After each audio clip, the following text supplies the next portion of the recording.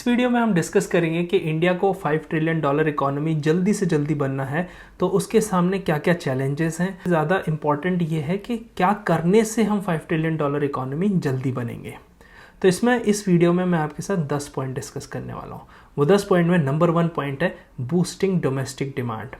ना आपको पता है कि इंडिया के पास एक पॉपुलेशन एडवांटेज है, मतलब जो हमारी वेस्ट की इकोनॉमी है, यूरोप की और यूएस की इकोनॉमी, वो इंडिया को एक मार्केट देखती है। अब इंडिया को इसका बेनिफिट कैसे लेना है। अब हमारी पॉपुलेशन तो है, उसमें डिमांड भी है, बट वो डिमांड को और जनरेट करना और पुश करने से हमारी इकोनॉमी जल्दी से जल्दी ग्रो हो सकती है। उसके लिए सबसे पहला पॉइंट है कि हमको इंक्रीजिंग डिस्पोजेबल इनकम। इसका मतलब होता है कि जो पैसा इंसान के पास आफ्टर टैक्स बचता है, हमको वो इंक्रीज करना है। अब वो किस तरह से इंक्रीज होगा? वो होगा टैक्स ब्रेक देने से मिडिल क्लास को। क्यों?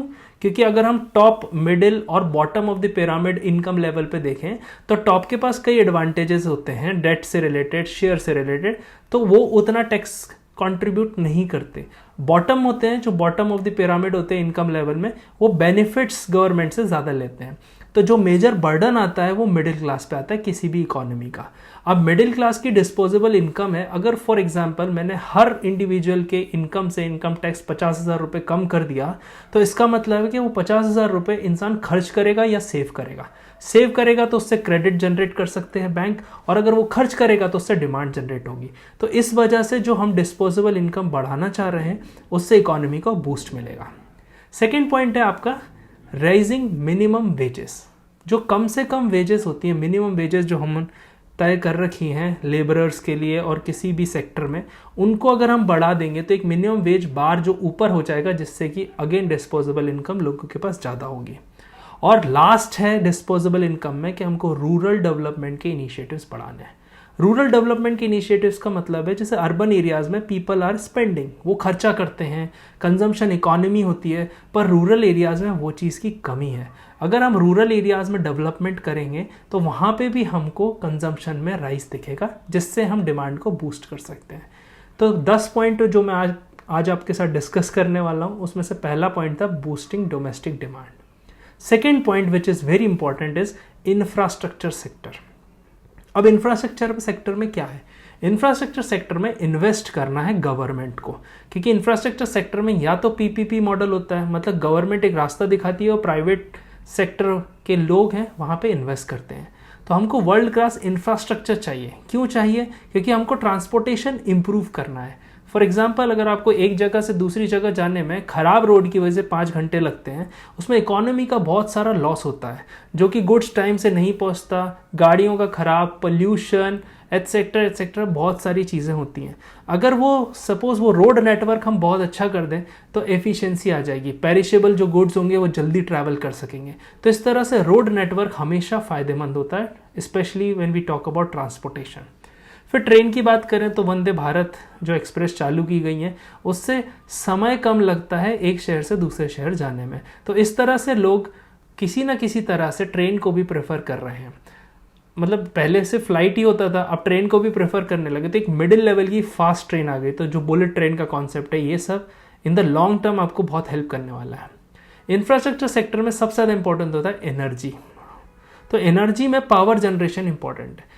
अगर आप सोचिए कि आप किसी ऑफिस में काम कर रहे हैं और 8 घंटे आपकी जॉब है, जिसमें से 4 घंटे लाइट ही चली जाती है, तो आप सोच सकते हैं वहाँ प्रोडक्टिविटी का कितना लॉस होगा। ये मैंने आपको एक छोटा सा एग्जांपल दिया जो आपकी डेली लाइफ में हो सकता होगा। तो पावर जनरेशन अगर राउंड द क्लॉक रहेगा तो power supply round the clock रहेगी और उससे हमारी प्रोडक्टिविटी बढ़ेगी। जैसा कि इंडस्ट्रियल रेवोल्यूशन में क्या हुआ था, उसके पहले एग्रीकल्चर जो एग्रेरियन एज थी हमारी, उसमें हम सिर्फ सनराइज से सनसेट तक ही काम करते थे। बट इंडस्ट्रियल रेवोल्यूशन के आने के बाद रात में भी काम होने लगा, तो इससे इकोनॉमी को एक डबल इंजन ग्रोथ मिला। और इंफ्रास्ट्रक्चर में जो तीसरी सबसे ज़्यादा इंपॉर्टेंट चीज़ है, तो 2024 में इंडिया को रिक्वायर्ड है, इज़ लॉजिस्टिक सिस्टम। अगर आप देख सकते हैं इंटरनेट के पेनिट्रेशन के बाद सबसे ज़्यादा जो बूम आया वो ई कॉमर्स सेक्टर में आया। और e commerce sector is very important कि वो लॉजिस्टिक्स को एक अच्छी सप्लाई चेन बना के रखे, वेयर हाउस अच्छे रहें, चीज़ों का आना जाना फास्ट रहे, तभी आप ई कॉमर्स को प्रेफर करते हैं। तो डिस्ट्रीब्यूशन और लॉजिस्टिक अगर हम इम्प्रूव कर लेंगे तो इंफ्रास्ट्रक्चर में काफ़ी मदद होने वाली है। तीसरा जो इंपॉर्टेंट पॉइंट है टू रीच $5 ट्रिलियन, वो है स्किल गैप को एड्रेस करना। स्किल गैप को एड्रेस करने का मतलब क्या होता है? अभी क्या डिमांड में चल रही है कि इंसान के पास जॉब नहीं है और जो इंडस्ट्री है वो कह रहे हैं कि हमको लोग नहीं मिल रहे हैं। तो ये किस तरह का हिसाब है? व्हेन पीपल आर सेइंग कि हमें जॉब नहीं मिल रही और इंडस्ट्रीज कह रही हैं कि हमको लोग नहीं मिल रहे हैं, तो कहीं ना कहीं ये इससे हमको अंदाज़ा लगाया जा सकता है कि हम जो इंडस्ट्री को डिमांड है वो एजुकेशन सेक्टर उसको सप्लाई नहीं कर रहा।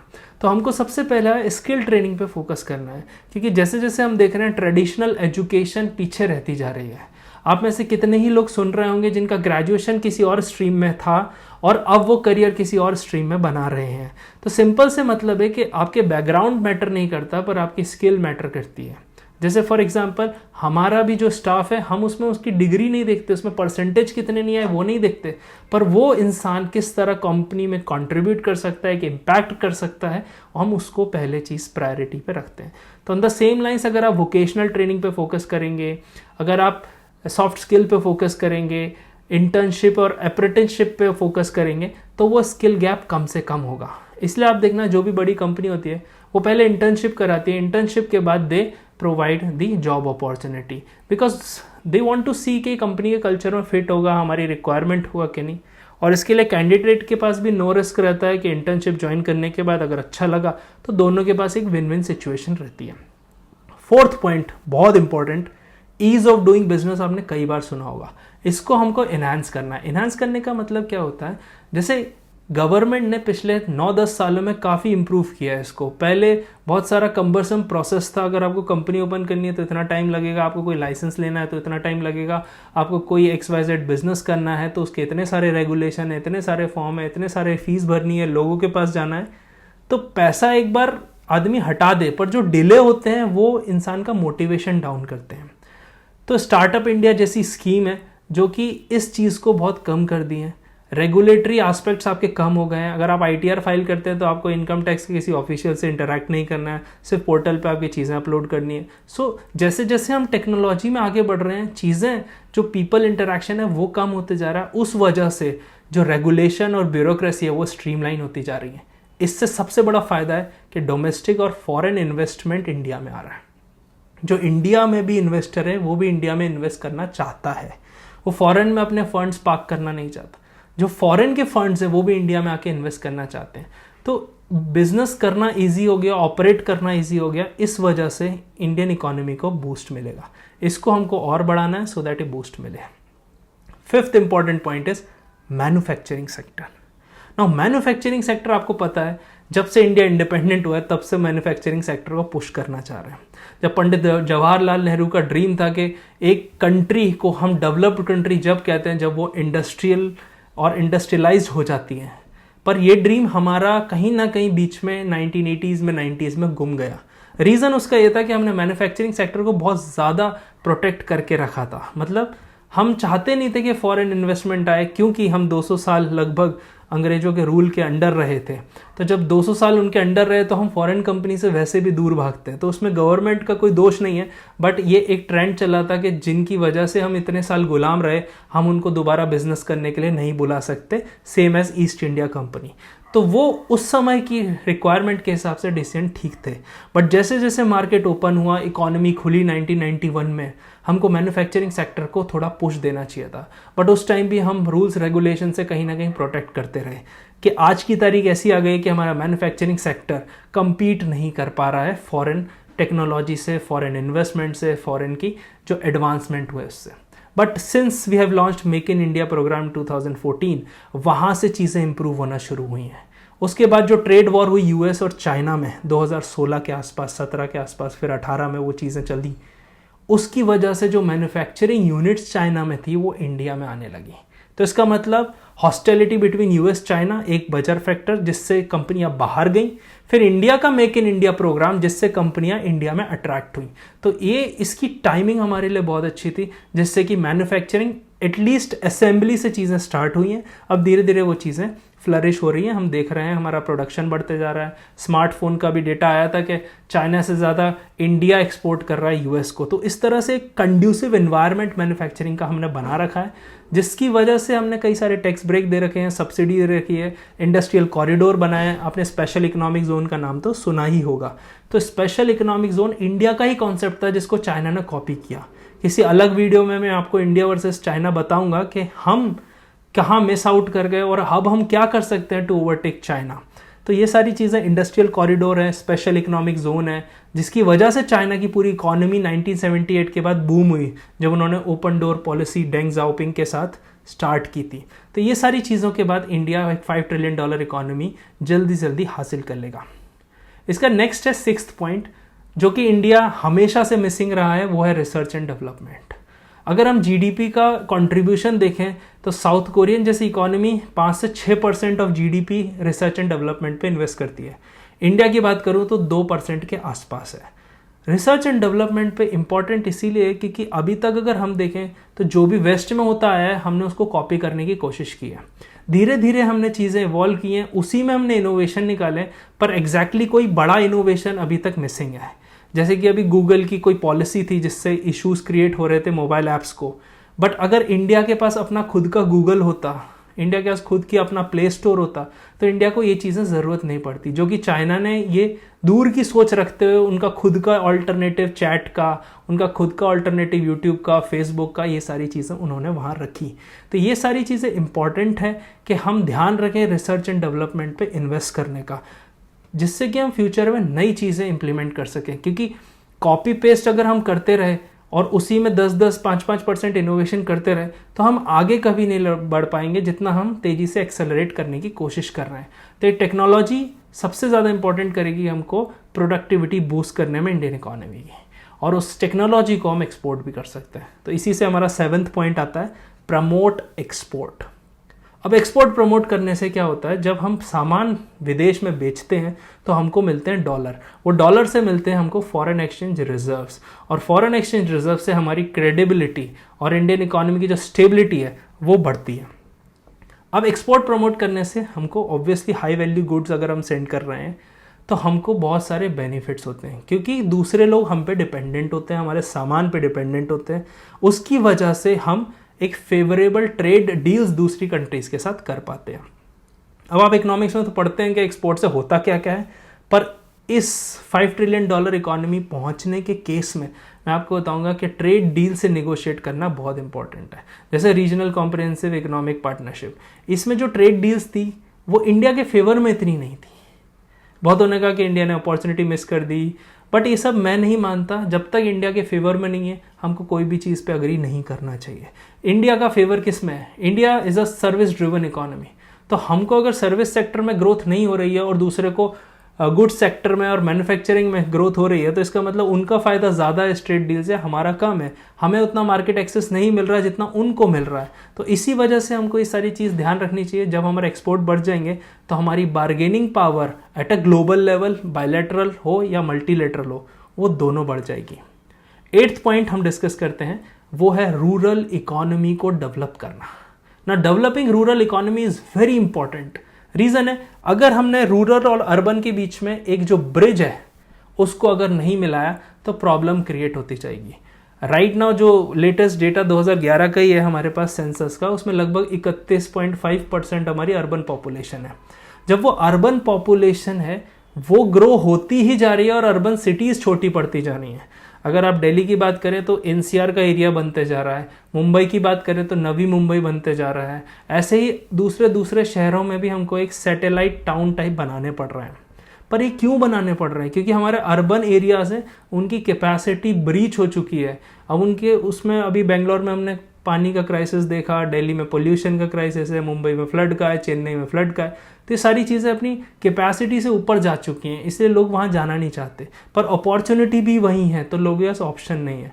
बट अगर हम थोड़ा इवन डेवलपमेंट करें, ऑल्दो इवन डेवलपमेंट पॉसिबल नहीं होता है, ये सिर्फ थ्योरीज में ही है। अगर हमने बैलेंस्ड एंड अनबैलेंस्ड ग्रोथ पढ़ा होगा ग्रोथ एंड डेवलपमेंट में, वहीं पर बोला गया है। But unbalanced growth he her country में ग्रोथ होती है। तो धीरे धीरे अगर हम वो रूरल और अर्बन जो डिवाइड है उसको ब्रिज करते जाएंगे, रूरल इंफ्रास्ट्रक्चर बना के, ताकि जो रूरल एरियाज से शहरों में लोग अपॉर्चुनिटी ढूंढने आ रहे हैं उनको वहीं रूरल एरियाज में हम अपॉर्चुनिटी क्रिएट कर दें। सेकेंड है एग्रीकल्चर सेक्टर। आजकल मैंने देखा है काफ़ी सारे यूथ एग्री टेक में स्टार्टअप खोल रहे हैं। वो एग्रीकल्चर एरिया में बैक टू रूरल जा रहे हैं, तो अर्बन टू रूरल माइग्रेशन भी हमने देखा गया है। इसके अलावा एग्रीकल्चर इकलौता ही सेक्टर नहीं है जो रूरल एरियाज में आप ग्रो कर सकते हैं। इसके अलावा अलाइड सेक्टर्स भी हैं। अगर आप पशुपालन, हॉर्टिकल्चर, अदर चीज़ें भी करते हैं तो भी आपका लाइवलीहुड और बाकी चीज़ें सिक्योर्ड होती हैं। 9th पॉइंट है to reach $5 trillion economy as soon as possible is financial inclusion. Financial inclusion means हर इंसान के पास फाइनेंसिंग सर्विसेज एक्सेसिबल हो even at the last mile. ये है फाइनेंशियल इंक्लूजन का मतलब है, मतलब देश का हर इंसान फाइनेंशियल सेक्टर में इंक्लूडेड हो, चाहे वो स्मॉल हो, मीडियम साइज हो, चाहे वो इंडस्ट्री हो, इंडिविजुअल हो। सबसे ज़्यादा इंपॉर्टेंट होता है क्रेडिट ग्रोथ। अब इसको हम एक एग्जाम्पल से समझते हैं। आज 2024 है, आप सोचो 2014 की बात, अगर आप उससे पहले सोच सकते हैं 2004 की बात, तो भी आपको इन 3 सालों में काफ़ी कंपैरिजन देखने को मिल जाएगा और आपको सिंपल सी चीज़ में, सिंपल से कॉन्सेप्ट में समझ में आ जाएगा कि क्रेडिट की रिक्वायरमेंट क्या होती है। 2004 की बात करते हैं। अगर आपको घर में फ्रिज, कूलर कुछ भी लेना होता था, आपको सारा चीज़ पहले पैसा जमा करना होता था 4-5 महीने, 6 महीने, फिर आप वो चीज़ खरीदते थे। 2014 में धीरे धीरे EMIs का सिस्टम आने लगा और 2024 में आपके बैंक में पैसा रखा भी होता है, फिर भी आप नो कॉस्ट EMI पे सामान लेके आते हो। रीज़न क्या है? क्रेडिट इकोनॉमी में ग्रोथ हुई है। उस क्रेडिट इकोनॉमी के ग्रोथ होने से डिमांड बूस्ट हुई है। रिमेंबर, पहला पॉइंट मैंने आपको बताया था। तो इस तरह से अगर डिमांड बूस्ट करते रहे तो हमें क्रेडिट की रिक्वायरमेंट रहेगी। आपको घर बनाना होता था, पहले सारे पैसे जोड़ने होते थे, पर आजकल डेट पे सारी चीज़ें हो जाती हैं। कार खरीदनी है, डेट पे आप कार खरीदते हैं। आपकी half of the salary EMI में जाती है, बट स्टिल जो आपके साल हैं, मतलब जो आप 20s 30s में कर सकते हैं, 20 साल पहले वो आपकी 40s 50s में वो सिचुएशन आती थी। तो क्रेडिट की वजह से स्टैंडर्ड ऑफ लिविंग बढ़ा है। आदमी, इंसान जीता क्यों है, इंसान पैसे कमाता क्यों है? To live life. और वो लाइफ अगर क्रेडिट उनको दे सकता है और इकोनॉमी को बूस्ट भी दे सकता है एट द सेम टाइम, तो वो कंजम्पशन ड्रिवन इकोनॉमी इंडिया की GDP को कहीं और ले जा सकती है। 10th and the last point है एम्ब्रेस डिजिटलाइजेशन। अब आपने देखा कि 2016 जब इंटरनेट बहुत सस्ता हो गया just because of Jio, internet के सस्ता होने से आपने देखा होगा, पहले अगर आप यूट्यूब पे कोई वीडियो भी देख रहे होते तो आप घर जाके वाईफाई पे देखते हैं, मोबाइल डेटा पे नहीं देखते। पर 2016 की बात है, मैं दिल्ली में रह रहा था, उस टाइम मैंने देखा जो चाय वाला है वो भी यूट्यूब पे गाने चला के फ़ोन टेबल के नीचे रख के एंजॉय कर रहा था। तो इसका मतलब डेटा इतना सस्ता हो गया कि आप यूट्यूब पे सिर्फ ऑडियो सुन रहे हो, वीडियो को इग्नोर करते हुए। तो डिजिटली जैसे जैसे डेटा सस्ता होता जाएगा, पेनिट्रेशन उतना बढ़ता जाएगा। उसी वजह से, उसी डेटा की वजह से मेरी भी आवाज़, मेरे भी कॉन्सेप्ट आप तक पहुंच पा रहे हैं। आप भी मुझे किसी रिमोट लोकेशन में बैठ के देख पा रहे हैं। रीज़न सिंपल है, डिजिटल इंफ्रास्ट्रक्चर, बैंकिंग से लेके, गवर्नमेंट से लेके, गवर्नमेंट सर्विस से लेके, और कोई भी चीज़ आप देख लें, विदाउट डिजिटल इंफ्रास्ट्रक्चर पॉसिबल नहीं है। बट चैलेंज क्या है? Digital literacy. यहाँ पर फ्रॉड होते हैं, साइबर फ्रॉड है, गूगल पे आप सोचते हैं, फ़ोन पे आप सोचते हैं, पेटीएम, UPI जितने भी आप देखते हैं उनमें भी लोगों के साथ फ्रॉड होता है। पर उसमें सरकार की गलती नहीं है, उसमें डिजिटल होने की गलती नहीं है। उसमें यह है कि आपको लिटरेसी बढ़ानी होगी, आपको समझदार बनाना होगा लोगों को कि OTP शेयर नहीं करना है, UPI पिन शेयर नहीं करना है। इस वजह से हर सेक्टर में एफिशिएंसी आएगी और न्यू जॉब क्रिएट होगी। जैसे डिजिटल का सबसे बड़ा एग्जाम्पल है, अगर आप जोमेटो को देखें या स्विगी को देखें, दोनों फूड डिलीवरी ऐप है। लोगों का कहना था कि ये जॉब खा रहे हैं रेस्टोरेंट वेटर्स की। मेरा मानना सिंपल ये था कि रेस्टोरेंट वेटर्स की अगर जॉब गई है तो राइडर्स की जॉब जनरेट हुई है। तो इकोनॉमी में ना हमेशा शिफ्ट होता है, वो शिफ्ट आपको समझना होगा कि वो शिफ्ट किस तरफ जा रहा है। क्या आपकी स्किल उस शिफ्ट के लिए रेडी है? और अगर नहीं है तो आप उस शिफ्ट के लिए रेडी रहें, बिकॉज अभी AI आ रहा है। पीपल आर अफ्रेड ऑफ कि AI हमारी जॉब खा जाएगा। AI जॉब नहीं खाएगा, AI दूसरी तरह की जॉब बनाएगा और दूसरी तरह की जॉब खाएगा।